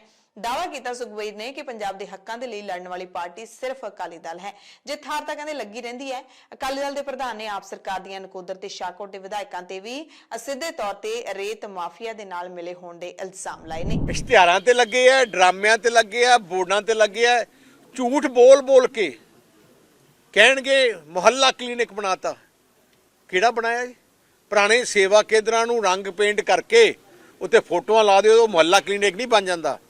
ਪੁਰਾਣੇ ਹਸਪਤਾਲਾਂ ਨੂੰ, ਡਿਸਪੈਂਸਰੀਆਂ ਨੂੰ ਤੁਸੀਂ ਰੰਗ ਪੇਂਟ ਕਰਕੇ ਕਹੋ ਮੁਹੱਲਾ ਕਲੀਨਿਕ ਹੈ, ਉਹ ਨਹੀਂ ਨਵਾਂ ਬਣਦਾ। ਮੈਂ ਭਗਵੰਤ ਮਾਨ ਨੂੰ ਦੱਸਣਾ ਚਾਹਣਾ, ਜਿੰਨੇ ਮੁਹੱਲਾ ਕਲੀਨਿਕ ਤੂੰ ਨਾਂ ਦੇ ਨਾਂ ਤੇ ਬਣਾਏ ਹੈ, ਇੱਕ ਦੱਸ ਦਿਓ ਜਿਹੜਾ ਨਵਾਂ ਬਿਲਡਿੰਗ ਨਵੀਂ ਚੀਜ਼ ਬਣਾਈ ਹੈ। ਇੱਕ ਨਵਾਂ ਡਾਕਟਰ ਦੱਸ ਦਿਓ ਜਿਹੜਾ ਮੁਹੱਲਾ ਕਲੀਨਿਕ ਵਾਸਤੇ ਨਵਾਂ ਤੁਸੀਂ ਰਿਕਰੂਟ ਕੀਤਾ, ਇੱਕ ਨਰਸ। ਕਿ ਅਸੀਂ ਨਵੇਂ ਸਕੂਲ ਬਣਾਵਾਂਗੇ। ਸਕੂਲ ਕੀ ਹੈ? ਐਮੀਨੈਂਸ ਸਕੂਲ, ਪਤਾ ਨਹੀਂ ਕੀ ਨਾਂ ਦਿੱਤਾ ਉਹਨਾਂ ਨੇ, ਸਕੂਲ ਆਫ ਐਮੀਨੈਂਸ। ਕੀਤਾ ਕੀ ਹੈ? ਜਿਹੜੇ ਬਾਦਲ ਸਾਹਿਬ ਨੇ ਮੈਰੀਟੋਰੀਅਸ ਸਕੂਲ ਬਣਾਏ ਸੀ ਉਹਨਾਂ ਉੱਤੇ ਨਾਂ ਚੇਂਜ ਕਰ ਦਿੱਤਾ। ਆਹ ਜਿਹੜੀ ਸਰਕਾਰ ਆ, ਨਾਂ ਚੇਂਜ ਦੀ ਸਰਕਾਰ ਹੈ, ਨਵੀਂ ਚੀਜ਼ ਬਣਾਉਣ ਦੀ ਸਰਕਾਰ ਨਹੀਂ ਹੈ। ਦੂਜੇ ਪਾਸੇ ਆਮ ਆਦਮੀ ਪਾਰਟੀ ਦੀ ਸਰਕਾਰ ਨੇ ਕੇਂਦਰ ਸਰਕਾਰ ਤੇ ਪੰਜਾਬ ਦੇ ਵਿੱਚ ਲੋਕ ਭਲਾਈ ਸਕੀਮਾਂ ਨੂੰ ਲਾਗੂ ਕਰਨ ਦੇ ਵਿੱਚ ਅੜਿੱਕੇ ਡਾਉਣ ਦੇ ਇਲਜ਼ਾਮ ਲਾਏ ਨੇ। ਆਮ ਆਦਮੀ ਪਾਰਟੀ ਦੇ ਪੰਜਾਬ ਦੇ ਵਿੱਚ ਮੁੱਖ ਬੁਲਾਰੇ ਮਾਲਵਿੰਦਰ ਕੰਗ ਨੇ ਪ੍ਰੈਸ ਕਾਨਫਰੰਸ ਕਰਕੇ ਕਈ ਤੱਥ ਲੋਕਾਂ ਦੇ ਨਾਲ ਸਾਂਝੇ ਕੀਤੇ ਨੇ। ਉਹਨਾਂ ਨੇ ਕਿਹਾ ਕਿ ਆਮ ਆਦਮੀ ਪਾਰਟੀ ਦੀ ਸਰਕਾਰ ਨੇ, ਸਾਡੀ ਸਰਕਾਰ ਨੇ ਸਰਕਾਰੀ ਖਾਣਾ ਚਾਲੂ ਕਰਵਾ ਕੇ ਪੰਜਾਬ ਲਈ ਕੋਲਾ ਮੰਗਵਾਉਣ ਦਾ ਇੰਤਜ਼ਾਮ ਕੀਤਾ ਸੀ। ਇਸ ਰੇਲ ਰਾਹੀਂ ਸਿਰਫ 2000 ਕਿਲੋਮੀਟਰ ਦਾ ਰਾਹ ਤੈਅ ਕਰਕੇ ਪੰਜਾਬ ਕੋਲਾ ਆਉਣ ਦਾ ਪ੍ਰਬੰਧ ਸੀ, ਪਰ ਹੁਣ ਕੇਂਦਰ ਸਰਕਾਰ ਨੇ ਹੁਕਮ ਜਾਰੀ ਕਰ ਦਿੱਤੇ ਨੇ ਕਿ ਕੋਲਾ ਸਿਰਫ ਸਮੁੰਦਰੀ ਰਾਹ ਰਾਹੀਂ ਹੀ ਮੰਗਵਾਉਣਾ ਪਵੇਗਾ, ਜਿਸ ਕਰਕੇ ਕਹਿੰਦੇ ਪੰਜਾਬ ਨੂੰ ਬਹੁਤ ਵੱਡਾ ਵਿੱਤੀ ਘਾਟਾ ਝੱਲਣਾ ਪਊਗਾ। ਕੰਗ ਨੇ ਕੇਂਦਰ ਸਰਕਾਰ ਤੇ ਸਿੱਧਾ ਇਲਜ਼ਾਮ ਲਾਉਂਦਿਆਂ ਕਿਹਾ ਕਿ ਸਰਕਾਰ ਨੇ ਇਹ ਫੈਸਲਾ ਸਿਰਫ ਅਡਾਨੀ ਨੂੰ ਫਾਇਦਾ ਪਹੁੰਚਾਉਣ ਦੇ ਲਈ ਕੀਤਾ ਹੈ ਤੇ ਕੇਂਦਰ ਸਰਕਾਰ ਪੰਜਾਬ ਦੀ ਮਾਨ ਸਰਕਾਰ ਦੀਆਂ ਲੋਕ ਪੱਖੀ ਸਕੀਮਾਂ ਨੂੰ ਅਸਫਲ ਬਣਾਉਣਾ ਚਾਹੁੰਦੀ ਹੈ। ਸਰਕਾਰੀ ਦਫ਼ਤਰਾਂ ਦੇ ਵਿੱਚ ਪ੍ਰੀਪੇਡ ਮੀਟਰ ਲਾਏ ਜਾਣ ਦੇ ਸੰਬੰਧ ਚ ਕੰਗ ਨੇ ਸਪਸ਼ਟੀਕਰਨ ਦਿੱਤਾ ਕਿ ਕੇਂਦਰ ਸਰਕਾਰ ਦੇ ਹੁਕਮਾਂ ਤੇ ਲਾਏ ਜਾ ਰਹੇ ਨੇ, ਕਿਉਂਕਿ ਕੇਂਦਰ ਨੇ ਸ਼ਰਤ ਰੱਖੀ ਹੈ ਕਿ ਗ੍ਰਾਂਟਾਂ ਵੀ ਉਹਨਾਂ ਸੂਬਿਆਂ ਨੂੰ ਦਿੱਤੀਆਂ ਜਾਣਗੀਆਂ ਜਿਨ੍ਹਾਂ ਦਫ਼ਤਰਾਂ ਦੇ ਵਿੱਚ ਪ੍ਰੀਪੇਡ ਮੀਟਰ ਲੱਗਣਗੇ। ਲੋਕਾਂ ਨੂੰ, ਕਿਉਂਕਿ ਅਲਟੀਮੇਟਲੀ ਸਰਕਾਰ ਨੇ ਤੇ ਜਿਹੜਾ ਇਨਕਮ ਹੈ, ਆਮਦਨ ਹੈ, ਉਹ ਲੋਕਾਂ ਦੇ ਰਾਹੀਂ ਹੋਣੀ ਹੈ। ਮਤਲਬ ਇਹ ਏਡੀ ਵੱਡੀ ਕੰਡੀਸ਼ਨ ਲਾਤੀ ਹੈ ਜਿਹਦੇ ਨਾਲ 3 ਗੁਣਾ ਸਾਨੂੰ ਵੱਧ ਕੀਮਤ ਅਦਾ ਕਰਨੀ ਪਊਗੀ। ਔਰ ਇਹ ਡਿਕਟੇਟੋਰੀਅਲ ਜਿਹੜਾ ਫਰਮਾਨ ਹੈ, ਆਮ ਆਦਮੀ ਪਾਰਟੀ ਇਹਦਾ ਵਿਰੋਧ ਕਰਦੀ ਹੈ। ਪੰਜਾਬ ਪ੍ਰਦੇਸ਼ ਕਾਂਗਰਸ ਦੇ ਸਾਬਕਾ ਪ੍ਰਧਾਨ ਨਵਜੋਤ ਸਿੰਘ ਸਿੱਧੂ, ਜਿਹੜੇ ਕਿ ਪਟਿਆਲਾ ਦੀ ਕੇਂਦਰੀ ਜੇਲ੍ਹ ਦੇ ਵਿੱਚ 1 ਸਾਲ ਦੀ ਸਜ਼ਾ ਭੁਗਤ ਰਹੇ ਨੇ, ਉਹਨਾਂ ਦੇ ਘਰ ਦੀ ਸੁਰੱਖਿਆ ਪੰਜਾਬ ਸਰਕਾਰ ਨੇ ਵਾਪਸ ਲੈ ਲਈ ਹੈ। ਸਿੱਧੂ ਇਸ ਵੇਲੇ ਪਟਿਆਲਾ ਜੇਲ੍ਹ 'ਚ ਭਾਵੇਂ ਬੰਦ ਨੇ, ਪਰ ਉਹਨਾਂ ਦੇ ਘਰ ਵਿੱਚ ਪੰਜਾਬ ਪੁਲਿਸ ਦੇ ਮੁਲਾਜ਼ਮ ਤਾਇਨਾਤ ਰਹਿੰਦੇ ਸਨ। ਤੜਕੇ ਬੁੱਧਵਾਰ ਇਹਨਾਂ ਮੁਲਾਜ਼ਮਾਂ ਨੂੰ ਵਾਪਸ ਸੱਦਿਆ ਗਿਆ ਹੈ। ਹਾਲਾਂਕਿ ਕੋਈ ਅਧਿਕਾਰੀ ਤੌਰ ਤੇ ਪੁਸ਼ਟੀ ਤਾਂ ਨਹੀਂ ਹੋਈ ਹੈ, ਪਰ ਸਿੱਧੂ ਦੇ ਪਰਿਵਾਰਕ ਮੈਂਬਰਾਂ ਨੇ ਦੱਸ ਦਿੱਤਾ ਹੈ। ਸੁਰੱਖਿਆ ਵਾਪਸ ਲੈਣ ਦੇ ਕਾਰਨਾਂ ਦਾ ਖੁਲਾਸਾ ਨਹੀਂ ਹੋਇਆ। ਪੰਜਾਬ ਦੇ ਸਾਬਕਾ ਮੁੱਖ ਮੰਤਰੀ ਬੇਅੰਤ ਸਿੰਘ ਦੀ ਚੰਡੀਗੜ੍ਹ ਸਥਿਤ ਸਰਕਾਰੀ ਰਿਹਾਇਸ਼ 30 ਸਾਲਾਂ ਬਾਅਦ ਖਾਲੀ ਹੋ ਜਾਏਗੀ। ਇਸ ਕੋਠੀ ਵਿੱਚ ਸਾਬਕਾ ਮੁੱਖ ਮੰਤਰੀ ਦਾ ਪਰਿਵਾਰ ਰਹਿੰਦਾ ਹੈ। ਐਸਡੀਐਮ ਸ੍ਰਿਆਮ ਗਰਗ ਨੇ ਕੋਠੀ ਖਾਲੀ ਕਰਨ ਦੇ ਹੁਕਮ ਜਾਰੀ ਕੀਤੇ ਨੇ। ਮੰਗਲਵਾਰ ਨੂੰ ਸਟੇਟ ਦਫ਼ਤਰ ਦੀ ਟੀਮ ਸੈਕਟਰ 5 ਸਥਿਤ ਕੋਠੀ ਨੰਬਰ 333 ਦੇ ਵਿੱਚ ਪਹੁੰਚੀ। ਕੋਠੀ ਦੀ ਅਲਾਟਮੈਂਟ ਪਹਿਲਾਂ ਹੀ ਰੱਦ ਹੋ ਚੁੱਕੀ ਹੈ। ਬੇਅੰਤ ਸਿੰਘ 1992 ਤੋਂ 95 ਤੱਕ ਮੁੱਖ ਮੰਤਰੀ ਰਹੇ, ਫਿਰ ਉਹਨਾਂ ਨੂੰ ਮਾਰ ਦਿੱਤਾ ਗਿਆ ਸੀ। ਕੋਠੀ ਨੂੰ ਖਾਲੀ ਕਰਵਾਉਣ ਲਈ ਪਹਿਲਾਂ ਵੀ ਕਈ ਵਾਰੀ ਯਤਨ ਕੀਤੇ ਜਾ ਚੁੱਕੇ ਨੇ, ਪਰ ਸਿਆਸੀ ਦਬਾਅ ਤੇ ਹੋਰ ਕਾਰਨਾਂ ਕਰਕੇ ਕੋਠੀ ਖਾਲੀ ਨਹੀਂ ਹੋ ਸਕੀ ਸੀ। ਇਸ ਤੋਂ ਪਹਿਲਾਂ ਜਦੋਂ ਵੀ ਕੋਠੀ ਖਾਲੀ ਕਰਨ ਦੇ ਹੁਕਮ ਦਿੱਤੇ ਗਏ ਤਾਂ ਸਾਬਕਾ ਮੁੱਖ ਮੰਤਰੀ ਦੇ ਪੁੱਤਰ ਤੇਜ ਪ੍ਰਕਾਸ਼ ਨੇ ਐਸਡੀਐਮ ਦੀ ਅਦਾਲਤ ਦੇ ਵਿੱਚ ਪਟੀਸ਼ਨ ਦਾਇਰ ਕਰ ਦਿੱਤੀ। ਹੁਣ ਤੇਜ ਪ੍ਰਕਾਸ਼ ਸਿੰਘ ਦੇ ਨਾਮ ਨੋਟਿਸ ਜਾਰੀ ਹੋ ਗਿਆ। ਇਸ ਵਾਰੀ ਐਸਡੀਐਮ ਨੇ ਹੀ ਕੋਠੀ ਖਾਲੀ ਕਰਨ ਦੇ ਹੁਕਮ ਜਾਰੀ ਕੀਤੇ ਨੇ। ਮੰਗਲਵਾਰ ਨੂੰ ਐਸਡੀਐਮ ਦੇ ਹੁਕਮ ਲੈ ਕੇ ਪੁਲਿਸ ਅਧਿਕਾਰੀ ਪਹੁੰਚੇ, ਕੋਠੀ ਦੇ ਵਿੱਚ ਪਹੁੰਚੇ। ਉੱਥੇ ਮੌਜੂਦ Z+ ਸਿਕਿਉਰਿਟੀ ਅਤੇ ਪੰਜਾਬ ਪੁਲਿਸ ਦੇ ਮੁਲਾਜ਼ਮਾਂ ਨੇ ਐਸਆਈ ਨੂੰ ਕੋਠੀ ਅੰਦਰ ਵੜਨ ਹੀ ਨਹੀਂ ਦਿੱਤਾ, ਪਰ ਇਹ ਕੋਠੀ ਖਾਲੀ ਕਰਨੀ ਪਵੇਗੀ। ਅਗਲੀ ਖਬਰ ਮਰਹੂਮ ਅਦਾਕਾਰ ਅਤੇ ਵਕੀਲ ਦੀਪ ਸਿੱਧੂ ਦੇ ਨਾਲ ਜੁੜੀ ਹੋਈ ਹੈ, ਜਿਸ ਦਾ 1 ਸਾਲ ਪਹਿਲਾਂ ਇੱਕ ਸੜਕ ਹਾਦਸੇ ਦੇ ਵਿੱਚ ਦੇਹਾਂਤ ਹੋ ਗਿਆ ਸੀ। ਦੀਪ ਸਿੱਧੂ ਦੀ ਮੌਤ ਨੂੰ ਲੈ ਕੇ ਹੁਣ ਤੱਕ ਵੀ ਸਵਾਲ ਉੱਠ ਰਹੇ ਨੇ। ਇਸ ਦਰਮਿਆਨ ਦੀਪ ਸਿੱਧੂ ਦੀ ਮਹਿਲਾ ਮਿੱਤਰ ਰੀਨਾ ਰਾਏ ਨੇ ਲਾਈਵ ਹੋ ਕੇ ਕਈ ਖੁਲਾਸੇ ਕੀਤੇ ਨੇ। ਹਰਿਆਣਾ ਦਿੱਲੀ ਸਰਹੱਦ ਤੇ ਸੋਨੀਪਤ ਨੇੜੇ ਸੜਕ ਹਾਦਸੇ ਦੇ ਵਿੱਚ ਦੀਪ ਸਿੱਧੂ ਲੰਘੇ ਸਾਲ 15 ਫਰਵਰੀ ਨੂੰ ਸਦਾ ਲਈ ਇਸ ਦੁਨੀਆ ਤੋਂ ਚਲੇ ਗਏ ਸਨ। ਦੀਪ ਸਿੱਧੂ ਦੇ ਨਾਲ ਉਹਨਾਂ ਦੀ ਮਹਿਲਾ ਦੋਸਤ ਰੀਨਾ ਰਾਏ ਕਾਰ ਦੇ ਵਿੱਚ ਮੌਜੂਦ ਸੀ। ਸਕਾਰਪੀਓ ਗੱਡੀ ਤੇ ਉਹ ਦਿੱਲੀ ਤੋਂ ਪੰਜਾਬ ਨੂੰ ਆ ਰਹੇ ਸਨ ਤੇ ਰੀਨਾ ਰਾਏ ਨੇ ਹੁਣ ਦੀਪ ਸਿੱਧੂ ਦੀ ਪਤਨੀ ਅਤੇ ਪਰਿਵਾਰ ਤੇ ਕਈ ਗੰਭੀਰ ਦੋਸ਼ ਲਾਏ ਨੇ। ਸਭ ਤੋਂ ਪਹਿਲਾਂ ਤਾਂ ਇਹ ਕਿਹਾ ਹੈ ਕਿ ਦੀਪ ਸਿੱਧੂ ਦੀ ਮੌਤ ਇੱਕ ਸੜਕ ਹਾਦਸੇ ਦੇ ਵਿੱਚ ਹੋਈ ਹੈ, ਪਰ ਉਸ ਦਾ ਪਰਿਵਾਰ, ਖਾਸ ਕਰਕੇ ਦੀਪ ਸਿੱਧੂ ਦਾ ਭਰਾ, ਇਸ ਮੌਤ ਨੂੰ ਹੋਰ ਤਰੀਕੇ ਦੇ ਨਾਲ ਪੇਸ਼ ਕਰਨ ਦੀ ਕੋਸ਼ਿਸ਼ ਕਰਕੇ ਲੋਕਾਂ ਦੀ ਹਮਦਰਦੀ ਖੱਟ ਰਿਹਾ ਹੈ। ਉਹਨਾਂ ਕਿਹਾ ਕਿ ਹਾਦਸੇ ਪਿੱਛੇ ਸਾਜ਼ਿਸ਼ ਦਾ ਨਾਮ ਦੇ ਕੇ ਲੋਕਾਂ ਨੂੰ ਗੁੰਮਰਾਹ ਕੀਤਾ ਜਾ ਰਿਹਾ ਹੈ, ਪਰ ਹਾਦਸਾ ਕੋਈ ਸਾਜ਼ਿਸ਼ ਨਹੀਂ ਸੀ, ਬਲਕਿ ਇੱਕ ਸੜਕ ਹਾਦਸਾ ਸੀ, ਕਿਉਂਕਿ ਦੀਪ ਸਿੱਧੂ ਤੇਜ਼ ਰਫ਼ਤਾਰ ਦੇ ਵਿੱਚ ਗੱਡੀ ਚਲਾ ਰਿਹਾ ਸੀ। ਰੀਨਾ ਨੇ ਇਹ ਵੀ ਖੁਲਾਸਾ ਕੀਤਾ ਕਿ ਉਸ ਦਾ ਦੀਪ ਸਿੱਧੂ ਦੇ ਨਾਲ 2022 ਦੇ ਸਤੰਬਰ ਮਹੀਨੇ ਦੇ ਵਿੱਚ ਵਿਆਹ ਹੋਣਾ ਸੀ। 18 ਤੋਂ ਉਹ ਦੋਵੇਂ ਇੱਕ ਦੂਸਰੇ ਨਾਲ ਸੰਬੰਧਾਂ ਦੇ ਵਿੱਚ ਸਨ, ਪਰ ਕਹਿੰਦੇ ਵਿਆਹ ਸ਼ਾਇਦ ਰੱਬ ਨੂੰ ਮਨਜ਼ੂਰ ਨਹੀਂ ਸੀ ਤੇ ਦੀਪ ਸਿੱਧੂ 2011 ਤੋਂ ਆਪਣੀ ਪਤਨੀ ਤੋਂ ਵੱਖ ਰਹਿ ਰਿਹਾ ਸੀ। 19 ਦੇ ਵਿੱਚ ਦੋਵਾਂ ਵਿਚਾਲੇ ਵੱਖ ਹੋਣ ਦਾ ਸਮਝੌਤਾ ਹੋ ਗਿਆ ਸੀ। ਦੋਵਾਂ ਦੇ ਤਲਾਕ ਦਾ ਕੇਸ ਅਦਾਲਤ ਦੇ ਵਿੱਚ ਵਿਚਾਰ ਅਧੀਨ ਸੀ, ਫੈਸਲਾ ਆਉਣਾ ਬਾਕੀ ਸੀ ਤੇ ਤਲਾਕ ਤੋਂ ਬਾਅਦ ਇਹਨਾਂ ਦੋਵਾਂ ਦਾ ਵਿਆਹ ਹੋਣਾ ਸੀ। ਐਕਸੀਡੈਂਟ ਉੱਠੀ ਸੀ, ਪਰ ਕਿੱਥੇ ਪੈਰ ਨਹੀਂ ਰੱਖੇ ਤੇ ਉੱਥੇ ਮੈਂ ਆ ਕੇ ਜ਼ੋਰ ਦੇਣ ਲੱਗੀ ਸੀ। ਪਹਿਲਾਂ ਮੇਰਾ ਸਿਰ ਲੱਗਿਆ 에ਅਰਬੈਗ 'ਚ, ਬਿਕਾਜ਼ ਇੰਪੈਕਟ ਬਹੁਤ ਤੇਜ਼ ਸੀ। ਮੈਂ ਉੱਥੇ ਥੱਲੇ ਫਸੀ ਹਾਂ। ਮੈਨੂੰ ਨਹੀਂ ਪਤਾ ਸੀ ਕਿੱਥੇ ਸੀ ਉਸ ਟਾਈਮ, ਮੈਨੂੰ ਨਹੀਂ ਪਤਾ ਫ੍ਰੀਵੇ ਤੇ ਸੀ ਕਿੱਥੇ ਸੀ, ਨਹੀਂ ਮੈਨੂੰ ਨਹੀਂ ਪਤਾ। ਮੈਨੂੰ ਇਹ ਲੱਗਦਾ ਸੀ ਕਿ ਅੱਗ ਲੱਗ ਗਈ ਗੱਡੀ ਨੂੰ। ਮੈਂ ਇਹੀ ਸੋਚਿਆ ਸੀ ਕਿ ਨਹੀਂ, ਏਦਾਂ ਨਹੀਂ ਮੰਨਣਾ, ਵਾਹਿਗੁਰੂ ਏਦਾਂ ਨਹੀਂ ਮੰਨਣਾ। ਫਿਰ ਮੈਂ ਸੋਚਿਆ ਗੱਡੀ ਬ੍ਰਿਜ ਤੋਂ ਉਤਰ ਜਾਣੀ ਆ, ਬਿਕਾਜ਼ ਮੈਨੂੰ ਅੱਗੇ ਮੇਰੇ ਕੋਲ ਨਹੀਂ ਦੱਸਦਾ ਸੀ ਕਿ ਕਿੱਥੇ ਸੀ। ਥੱਲੇ ਡਿੱਗੀ, ਫਸੀ ਹਾਂ। ਕਦੋਂ ਮੈਂ ਉੱਠੀ, ਮੈਂ ਦੀਪ ਨੂੰ ਦੇਖਿਆ, ਮੈਂ ਕਿਹਾ ਦੀਪ ਉੱਠ। ਮੈਂ ਇਹੀ ਗੱਲਾਂ ਦੀਪ ਤੋਂ ਸੁਣੀਆਂ ਸੀ। ਉਹਨੇ ਕਿਹਾ ਓ ਸ਼ਿਟ, ਬਹੁਤ ਸੌਫਟਲੀ ਉਹਨੇ ਕਿਹਾ ਸੀ। ਮੈਂ ਕਿਹਾ ਨਹੀਂ ਜਾਨ, ਮੈਂ ਕਿਹਾ ਤੂੰ ਉੱਠ, you going to be fine, ਤੈਨੂੰ ਕੁਛ ਨਹੀਂ ਹੋਇਆ, ਤੂੰ ਉੱਠ ਕਰ। ਜਵਾਬ ਨਹੀਂ ਦਿੱਤਾ ਦੀਪ ਨੇ। ਨਾ ਮੈਂ ਸੋਚਿਆ ਕਿ ਉਹਦੀ ਡੈਥ ਹੋ ਜੂਗੀ, ਕਦੇ ਨਹੀਂ ਸੀ ਸੋਚਿਆ। ਦੱਸਣਾ ਮੰਗਦੀ ਸੀ ਕਿ ਐਕਸੀਡੈਂਟ ਸੀ। ਰੀਨਾ ਰਾਏ ਦੇ ਇਸ ਖੁਲਾਸੇ ਤੋਂ ਬਾਅਦ ਸ਼੍ਰੋਮਣੀ ਅਕਾਲੀ ਦਲ ਅੰਮ੍ਰਿਤਸਰ ਦੇ ਆਗੂ ਜਸਕਰਨ ਸਿੰਘ ਕਾਨਵਾਲਾ ਨੇ ਕਿਹਾ ਹੈ ਕਿ ਦੀਪ ਸਿੱਧੂ ਨੂੰ ਬਦਨਾਮ ਕਰਨ ਦੇ ਲਈ ਰੀਨਾ ਰਾਏ ਦਾ ਇਹ ਬਿਆਨ ਸਿਰਫ ਇੱਕ ਕੋਝੀ ਚਾਲ ਹੈ। ਰੀਨਾ ਰਾਏ ਐਕਸੀਡੈਂਟ ਵੇਲੇ ਉਸਦੇ ਨਾਲ ਗੱਡੀ ਵਿੱਚ ਸੀ ਤੇ ਉਹਨੂੰ ਭੱਜਣਾ ਨਹੀਂ ਚਾਹੀਦਾ ਸੀ, ਬਲਕਿ ਪੁਲਿਸ ਨੂੰ ਬਿਆਨ ਦੇਣਾ ਚਾਹੀਦਾ ਸੀ। ਜੇ ਰੀਨਾ ਰਾਏ ਦੀਪ ਸਿੱਧੂ ਦੇ ਨਾਲ ਇੰਨਾ ਕਰਦੀ ਸੀ ਤਾਂ ਫਿਰ ਉਸਦੀ ਮੌਤ ਤੋਂ ਬਾਅਦ ਉਸਦੇ ਪਰਿਵਾਰ ਨਾਲ ਮੁਲਾਕਾਤ ਕਿਉਂ ਨਹੀਂ ਕੀਤੀ।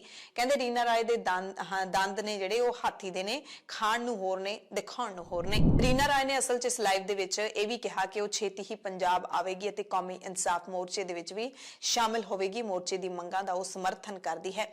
ਇਸ ਬਾਰੇ ਵਾਰਿਸ ਪੰਜਾਬ ਦੇ ਜਥੇਬੰਦੀ ਦੇ ਇੱਕ ਨੌਜਵਾਨ ਲੀਡਰ ਪੱਪਲਪ੍ਰੀਤ ਸਿੰਘ ਨੇ ਕਿਹਾ ਕਿ ਰੀਨਾ ਰਾਏ ਜੇ ਪੰਜਾਬ ਆਉਣਾ ਚਾਹੁੰਦੀ ਹੈ ਤਾਂ ਜੀ ਸਦਕੇ ਆਵੇ, ਪਰ ਦੀਪ ਸਿੱਧੂ ਦੀ ਸ਼ਹਾਦਤ ਨੂੰ ਕੌਮ ਮੰਨ ਚੁੱਕੀ ਹੈ। ਚਾਹੇ ਜਿਵੇਂ ਵੀ ਦੀਪ ਸਿੱਧੂ ਦੀ ਮੌਤ ਹੋਈ, ਪਰ ਕੌਮ ਉਸ ਨੂੰ ਸ਼ਹਾਦਤ ਮੰਨਦੀ ਹੈ। ਪੱਪਲਪ੍ਰੀਤ ਨੇ ਵੀ ਕਿਹਾ ਕਿ ਜੇ ਰੀਨਾ ਰਾਏ ਦੀਪ ਸਿੱਧੂ ਦੀ ਸੋਚ ਨੂੰ ਅੱਗੇ ਲੈ ਕੇ ਚੱਲਣਾ ਚਾਹੁੰਦੀ ਹੈ ਤਾਂ ਬਹੁਤ ਚੰਗੀ ਗੱਲ ਹੈ। ਭਾਰਤ ਦੇ ਮੈਡੀਕਲ ਕਾਲਜਾਂ ਨੂੰ ਇੱਕ ਵੱਡਾ ਝਟਕਾ ਲੱਗਿਆ ਹੈ। ਦਰਅਸਲ ਫਾਰਮੇਸੀ ਕਾਉਂਸਲ ਆਫ ਇੰਡੀਆ ਨਵੀਂ ਦਿੱਲੀ ਦੇ ਵੱਲੋਂ ਪ੍ਰੋਫੈਸ਼ਨਲ ਰੈਗੂਲੇਟਰੀ ਚਾਰਜ ਵਿੱਚ 4 ਤੋਂ 5 ਗੁਣਾ ਵਾਧਾ ਕਰਨ ਦਾ ਐਲਾਨ ਕਰ ਦਿੱਤਾ ਹੈ ਤੇ ਪ੍ਰਤੀ ਕਾਲਜ 1 ਤੋਂ 5 ਕਰੋੜ ਸਿਕਿਉਰਿਟੀ ਮੰਗਣ ਦਾ ਹੁਕਮ ਵੀ ਚਾੜ ਦਿੱਤਾ ਹੈ। ਇਸ ਦੇ ਨਾਲ ਦੇਸ਼ ਦੇ ਕਰੀਬ 4000 ਫਾਰਮੇਸੀ ਕਾਲਜਾਂ ਦੇ ਪ੍ਰਬੰਧਕਾਂ ਦੀਆਂ ਨੀਂਦਾਂ ਉੱਡ ਗਈਆਂ ਨੇ। ਅੱਜ federation of self financing technical institute ਅਤੇ ਪੰਜਾਬ ਅਨਏਡਡ ਕਾਲਜਸ ਐਸੋਸੀਏਸ਼ਨ ਯਾਨੀ ਕਿ ਪੁੱਕਾ ਦੇ ਪ੍ਰਧਾਨ ਡਾਕਟਰ ਅੰਸ਼ੂ ਕਟਾਰੀਆ ਨੇ ਕਿਹਾ ਕਿ ਇਸ ਸਾਲ ਫਾਰਮੇਸੀ ਕਾਉਂਸਲ ਆਫ ਇੰਡੀਆ ਨੇ ਹਰੇਕ ਫਾਰਮੇਸੀ ਕਾਲਜ ਨੂੰ ਲਗਭਗ 1 ਤੋਂ 5 ਕਰੋੜ ਕਰੋੜ ਦੀ ਸਿਕਿਉਰਿਟੀ ਜਮ੍ਹਾਂ ਕਰਵਾਉਣ ਦੇ ਹੁਕਮ ਚਾੜੇ ਨੇ, ਜੋ ਬਹੁਤ ਹੀ ਹੈਰਾਨੀਜਨਕ ਹੈ ਕਿਉਂਕਿ medical council of India, dental council of India, all India council for technical education, ਭਾਰਤੀ nursing council, national council for teacher education ਅਦਾਰਿਆਂ ਨੇ ਵੀ ਕਦੇ ਇੰਨੀ ਜ਼ਿਆਦਾ ਸਿਕਿਉਰਿਟੀ ਡਿਪੋਜ਼ਿਟ ਦੀ ਮੰਗ ਨਹੀਂ ਕੀਤੀ। ਸਾਰੇ ਕਾਲਜ ਪਹਿਲਾਂ AICTE ਨਵੀਂ ਦਿੱਲੀ ਨੂੰ 15 ਲੱਖ ਰੁਪਏ ਜਮ੍ਹਾਂ ਕਰਵਾ ਕੇ ਸਥਾਪਿਤ ਕੀਤੇ ਗਏ ਨੇ ਤੇ ਇਹ ਰਾਸ਼ੀ 10 ਸਾਲ ਪੂਰੇ ਹੋਣ ਤੇ ਵਾਪਸ ਵੀ ਕੀਤੀ ਜਾਂਦੀ ਹੈ। ਪਰ PCI ਦੇ ਨਵੇਂ ਨਿਯਮਾਂ ਦੇ ਮੁਤਾਬਿਕ ਨਵੇਂ ਹੀ ਨਹੀਂ ਸਗੋਂ ਮੌਜੂਦਾ ਕਾਲਜਾਂ ਨੂੰ ਵੀ 1 ਤੋਂ 5 ਕਰੋੜ ਰੁਪਏ ਜਮ੍ਹਾਂ ਕਰਵਾਉਣੇ ਪੈਣਗੇ ਤੇ ਸਾਰਾ ਬੋਝ ਹੈ ਜਿਹੜਾ ਇਹ ਵਿਦਿਆਰਥੀਆਂ ਤੇ ਪਵੇਗਾ। ਫਾਰਮਾ ਸਿੱਖਿਆ ਵਿਦਿਆਰਥੀਆਂ ਦੀ ਪਹੁੰਚ ਤੋਂ ਵੀ ਜਿਹੜੀ ਹੈਗੀ ਹੈ, ਇਹ ਫਾਰਮਾ ਜਿਹੜੀ ਸਿੱਖਿਆ ਹੈਗੀ ਉਹ ਵਿਦਿਆਰਥੀਆਂ ਦੀ ਪਹੁੰਚ ਤੋਂ ਵੀ ਦੂਰ ਹੋ ਸਕਦੀ ਹੈ ਕਿਉਂਕਿ ਖਰਚਾ ਸਾਰਾ ਐਟ ਦਾ ਐਂਡ ਵਿਦਿਆਰਥੀਆਂ ਤੇ ਹੀ ਸੁੱਟਿਆ ਜਾਂਦਾ ਹੈ। FSFTI ਦੇ ਸਕੱਤਰ ਜਨਰਲ KVO ਰਾਓ ਨੇ ਦੱਸਿਆ ਕਿ ਡਾਕਟਰ ਅੰਸ਼ੂ ਕਟਾਰੀਆ ਦੀ ਅਗਵਾਈ ਹੇਠ ਵਫਦ ਨੇ ਪਿਛਲੇ ਮਹੀਨੇ ਹੀ ਕੇਂਦਰੀ ਸਿਹਤ ਤੇ ਪਰਿਵਾਰ ਭਲਾਈ ਤੇ ਰਸਾਇਣ ਤੇ ਖਾਦ ਮੰਤਰੀ ਮਨਸੁਖ ਮਾਂਡਵੀਆ ਦੇ ਨਾਲ ਮੁਲਾਕਾਤ ਕੀਤੀ ਸੀ। ਵਫਦ ਨੇ ਉਹਨਾਂ ਨੂੰ ਨਿੱਜੀ ਤੌਰ ਤੇ ਇਸ ਮਾਮਲੇ 'ਚ ਦਖਲ ਦੇਣ ਦੀ ਅਪੀਲ ਵੀ ਕੀਤੀ ਸੀ ਪਰ ਕੁਝ ਵੀ ਫਾਇਦਾ ਨਹੀਂ ਹੋਇਆ ਤੇ ਹੁਣ ਇਹਨਾਂ ਨੇ ਚੇਤਾਵਨੀ ਦਿੱਤੀ ਹੈ ਕਿ ਜੇ ਇਨਸਾਫ ਨਾ ਮਿਲਿਆ ਤਾਂ ਇਹ ਸਾਰੀਆਂ ਸੰਸਥਾਵਾਂ ਸਾਂਝੇ ਤੌਰ ਤੇ ਹਾਈ ਕੋਰਟ ਦਾ ਬੂਹਾ ਖੜਕਾਉਣਗੀਆਂ। ਇਹਨਾਂ ਸਪਸ਼ਟ ਰੂਪ ਦੇ ਵਿੱਚ ਕਿਹਾ ਹੈ ਕਿ ਨਾ ਤਾਂ ਕਾਲਜ ਇਸ ਦਾ ਭੁਗਤਾਨ ਕਰ ਸਕਦੇ ਨੇ ਇੰਨਾ ਜ਼ਿਆਦਾ ਤੇ ਨਾ ਹੀ ਵਿਦਿਆਰਥੀ ਇਹ ਬੋਝ ਝੱਲ ਸਕਣਗੇ, ਇਸ ਕਰਕੇ ਫੈਸਲਾ ਵਾਪਸ ਲੈਣਾ ਚਾਹੀਦਾ ਹੈ। ਹੁਣ ਗੱਲ ਕਰਦੇ ਹਾਂ ਸਰਕਾਰ ਦੇ ਮਿੱਤਰਾਂ ਦੇ ਰੌਲੇ ਦੀ। ਇੱਕ ਨਾਮ ਪਿਛਲੇ ਕਈ ਦਿਨਾਂ ਤੋਂ ਗੂੰਜ ਰਿਹਾ ਹੈ ਜਦੋਂ ਤੋਂ ਅਮਰੀਕਾ ਦੇ ਵਿੱਚ ਹਿੰਡਨਬਰਗ ਦੀ ਰਿਪੋਰਟ ਆਈ ਹੈ। ਪ੍ਰਧਾਨ ਮੰਤਰੀ ਨਰਿੰਦਰ ਮੋਦੀ ਬਾਰੇ ਲੋਕ ਸਭਾ ਦੇ ਵਿੱਚ ਕੀਤੀਆਂ ਕੁਝ ਟਿੱਪਣੀਆਂ ਦੇ ਬਾਰੇ ਬੀਜੇਪੀ ਨੇ ਕਾਂਗਰਸ ਦੇ ਸੰਸਦ ਮੈਂਬਰ ਰਾਹੁਲ ਗਾਂਧੀ ਦੇ ਖਿਲਾਫ ਵਿਸ਼ੇਸ਼ ਅਧਿਕਾਰਾਂ ਦੀ ਉਲੰਘਣਾ ਦਾ ਨੋਟਿਸ ਦਿੱਤਾ ਹੈ ਤੇ ਲੋਕ ਸਭਾ ਸਪੀਕਰ ਓਮ ਬਿਰਲਾ ਨੇ ਇਸ ਤੇ ਵਿਚਾਰ ਕਰਨ ਤੋਂ ਬਾਅਦ ਕਾਰਵਾਈ ਕਰਨ ਦੀ ਗੱਲ ਵੀ ਕਹਿ ਦਿੱਤੀ ਹੈ। ਦਰਅਸਲ ਪਿਛਲੇ ਕੁਝ ਦਿਨਾਂ ਤੋਂ ਦੋਵੇਂ ਸਦਨਾਂ ਦੇ ਵਿੱਚ ਅਡਾਨੀ ਦੇ ਮਸਲੇ ਤੇ ਰੌਲਾ ਪੈ ਰਿਹਾ ਹੈ। ਵਿਰੋਧੀ ਧਿਰਾਂ JPC ਬਣਾਉਣ ਦੀ ਮੰਗ ਕਰ ਰਹੀਆਂ ਨੇ ਜਾਂ ਫਿਰ ਸੁਪਰੀਮ ਕੋਰਟ ਤੇ ਕਿਸੇ ਜੱਜ ਦੀ ਅਗਵਾਈ ਦੇ ਵਿੱਚ ਜਾਂਚ ਦੀ ਮੰਗ ਕਰ ਰਹੀਆਂ ਨੇ।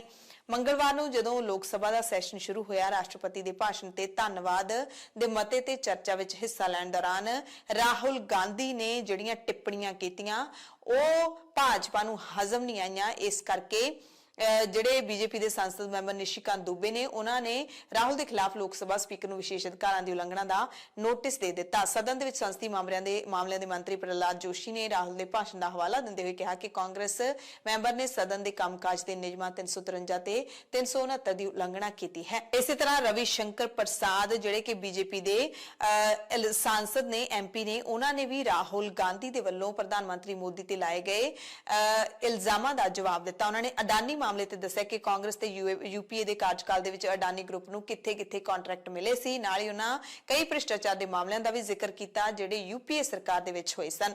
ਰਵੀ ਸ਼ੰਕਰ ਪ੍ਰਸਾਦ ਨੇ ਕਿਹਾ ਕਿ ਰਾਹੁਲ ਗਾਂਧੀ ਦੀ ਸਪੀਚ ਸੁਣੀ, ਉਹਨਾਂ ਦੇ ਵਿੱਚ ਟਿੱਪਣੀ ਸੀ, ਕੁਝ ਪੀੜਾ ਸੀ, ਕਲੇਸ਼ ਵੀ ਸੀ ਅਤੇ ਇੱਕ ਤਕਲੀਫ ਵੀ ਸੀ ਕਿਉਂਕਿ ਉਹ 14 ਦੇ ਵਿੱਚ ਹਾਰੇ, 19 ਵਿੱਚ ਹਾਰੇ ਤੇ 24 ਦੇ ਵਿੱਚ ਉਹ ਬੁਰੀ ਤਰ੍ਹਾਂ ਦੇ ਨਾਲ ਹਾਰਨ ਵਾਲੇ ਨੇ, ਇਸ ਕਰਕੇ ਉਹ ਕਲਪੇ ਹੋਏ ਨੇ।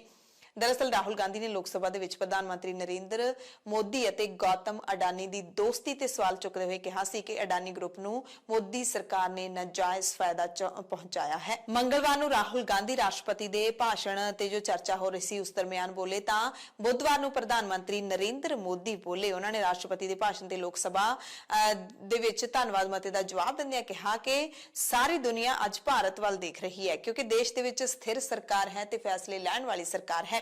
ਗਣਤੰਤਰ ਦੇ ਮੁਖੀ ਵਜੋਂ ਰਾਸ਼ਟਰਪਤੀ ਦ੍ਰੋਪਦੀ ਮੁਰਮੂ ਦੀ ਮੌਜੂਦਗੀ ਕਹਿੰਦੇ ਇਤਿਹਾਸਿਕ ਹੈ, ਕਰੋੜਾਂ ਭਾਰਤੀ ਨਾਗਰਿਕਾਂ, ਭੈਣਾਂ ਤੇ ਧੀਆਂ ਦੇ ਲਈ ਪ੍ਰੇਰਨਾ ਸਰੋਤ ਵੀ ਹੈ। ਉਹਨਾਂ ਕਿਹਾ ਕਿ ਪੂਰੀ ਤਾਕਤ ਦੇ ਨਾਲ ਸਾਡਾ ਮੁਲਕ ਅੱਗੇ ਵਧ ਰਿਹਾ ਹੈ। ਦੁਨੀਆ ਭਾਰਤ ਦੀ ਖੁਸ਼ਹਾਲੀ ਦੇ ਵਿੱਚ ਆਪਣੀ ਖੁਸ਼ਹਾਲੀ ਦੇਖ ਰਹੀ ਹੈ। ਇਹ ਵੀ ਕਹਿ ਗਏ ਕਿ ਆਜ਼ਾਦੀ ਤੋਂ ਬਾਅਦ 2004 ਤੋਂ 14 ਤੱਕ ਦਾ ਦਹਾਕਾ ਘਪਲਿਆਂ ਦਾ ਦਹਾਕਾ ਰਿਹਾ ਹੈ।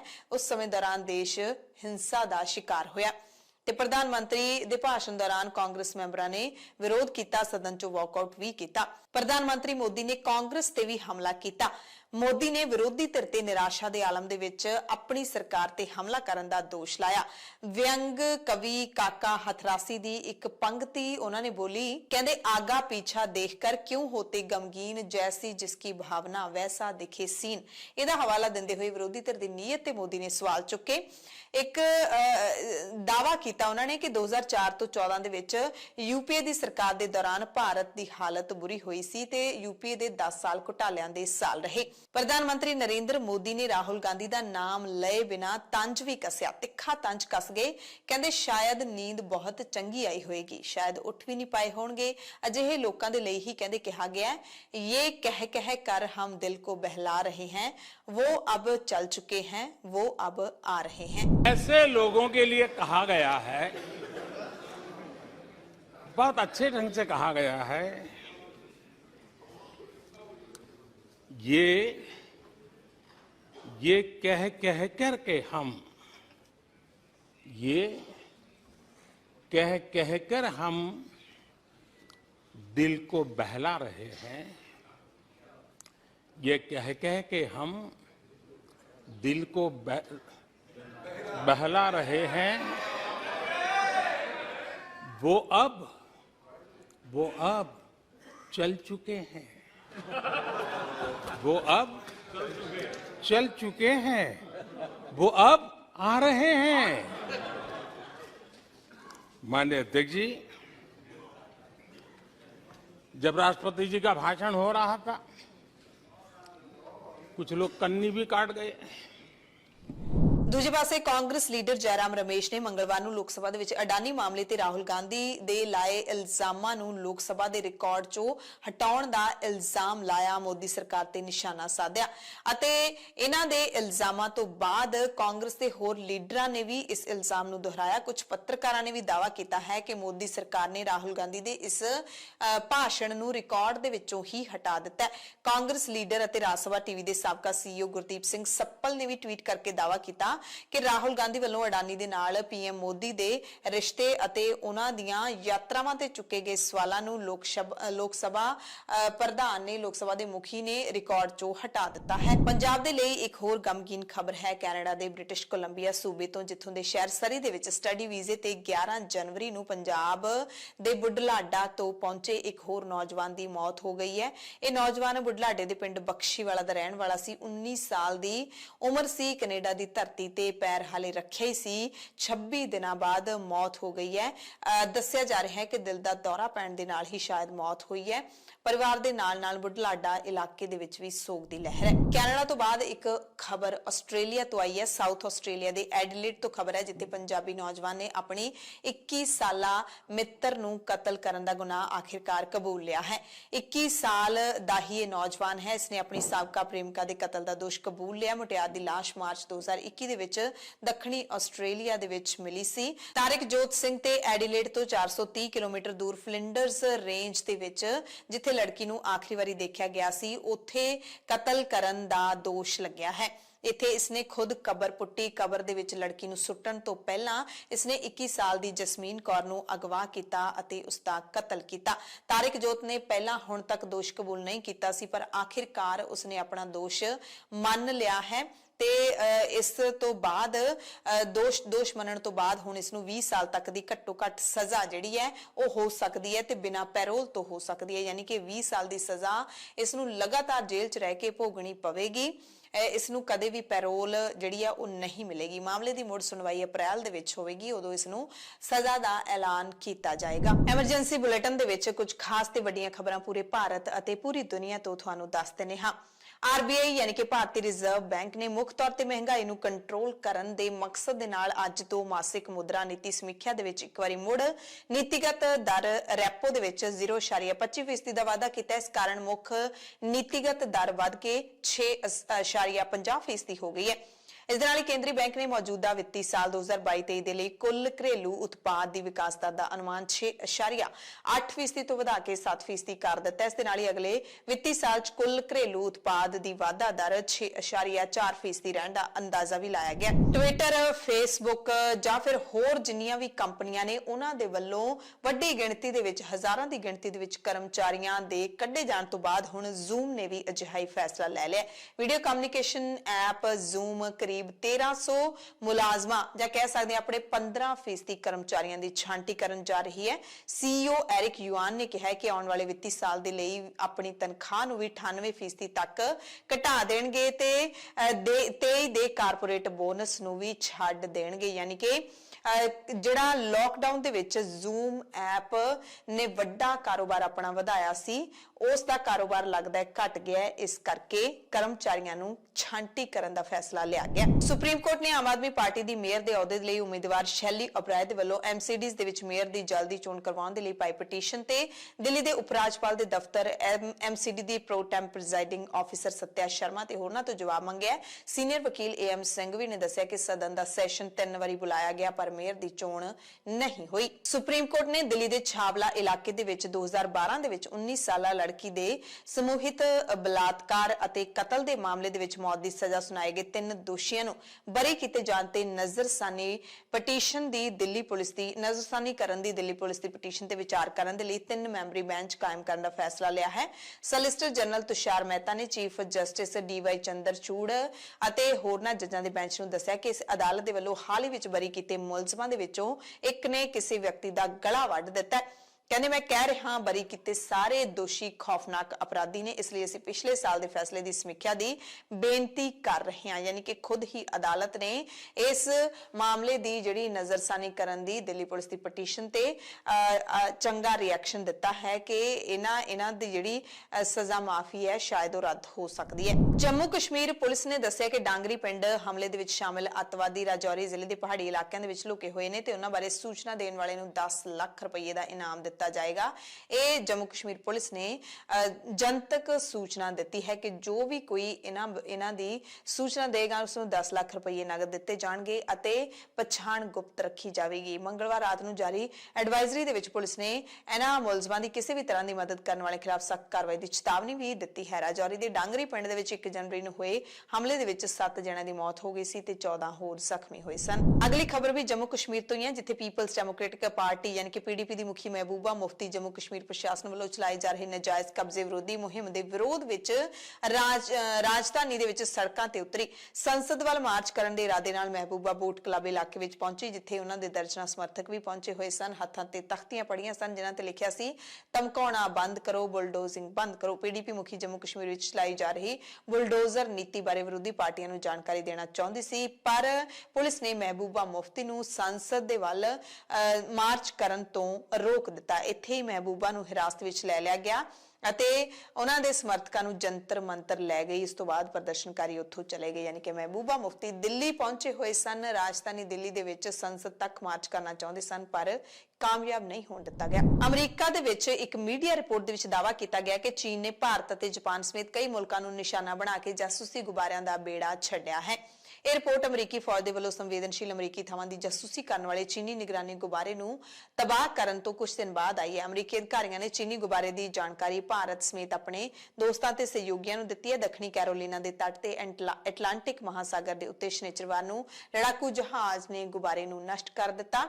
ਅਮਰੀਕੀ ਉਪਦੇਸ਼ ਮੰਤਰੀ ਵੈਂਡੀ ਸ਼ਰਮਨ ਨੇ ਇੱਥੇ ਕਰੀਬ 30 ਦੂਤਾਵਾਸਾਂ ਦੇ ਅਧਿਕਾਰੀਆਂ ਨੂੰ ਜਾਣਕਾਰੀ ਦਿੱਤੀ। ਪਾਕਿਸਤਾਨ ਦੇ ਸਾਬਕਾ ਪ੍ਰਧਾਨ ਮੰਤਰੀ ਇਮਰਾਨ ਖਾਨ ਨੇ ਕਿਹਾ ਹੈ ਕਿ ਭਾਰਤ ਨਾਲ ਸਬੰਧਾਂ ਨੂੰ ਉਦੋਂ ਹੀ ਅੱਗੇ ਵਧਾਇਆ ਜਾ ਸਕਦਾ ਹੈ ਜਦੋਂ ਪ੍ਰਧਾਨ ਮੰਤਰੀ ਨਰਿੰਦਰ ਮੋਦੀ ਕਸ਼ਮੀਰ ਦਾ ਵਿਸ਼ੇਸ਼ ਦਰਜਾ ਬਹਾਲ ਕਰਨਗੇ। ਭਾਰਤੀ ਸੰਸਦ ਨੇ 2019 ਦੇ ਵਿੱਚ ਜੰਮੂ ਤੇ ਕਸ਼ਮੀਰ ਨੂੰ ਵਿਸ਼ੇਸ਼ ਦਰਜਾ ਦੇਣ ਵਾਲੇ ਸੰਵਿਧਾਨ ਦੀ ਧਾਰਾ 370 ਨੂੰ ਰੱਦ ਕਰ ਦਿੱਤਾ ਸੀ ਅਤੇ ਸੂਬੇ ਨੂੰ 2 ਕੇਂਦਰ ਸ਼ਾਸਿਤ ਪ੍ਰਦੇਸ਼ਾਂ ਜੰਮੂ ਕਸ਼ਮੀਰ ਅਤੇ ਲੱਦਾਖ ਦੇ ਵਿੱਚ ਵੰਡ ਦਿੱਤਾ ਸੀ। ਐਮਰਜੈਂਸੀ ਬੁਲੇਟਿਨ ਦੇ ਵਿੱਚ ਹੁਣ ਤੁਹਾਡੇ ਸਭ ਤੋਂ ਇਜਾਜ਼ਤ ਚਾਹੁੰਦੇ ਹਾਂ। ਤੁਸੀਂ ਸਾਰੇ ਆਪਣਾ ਧਿਆਨ ਰੱਖਿਓ, ਲੋੜਵੰਦਾਂ ਦੀ ਮਦਦ ਜ਼ਰੂਰ ਕਰਦੇ ਰਿਹਾ ਕਰੋ। ਸਵੇਰ ਦੀਆਂ ਖਬਰਾਂ 'ਚ ਫਿਰ ਮਿਲਾਂਗੇ। ਧੰਨਵਾਦ।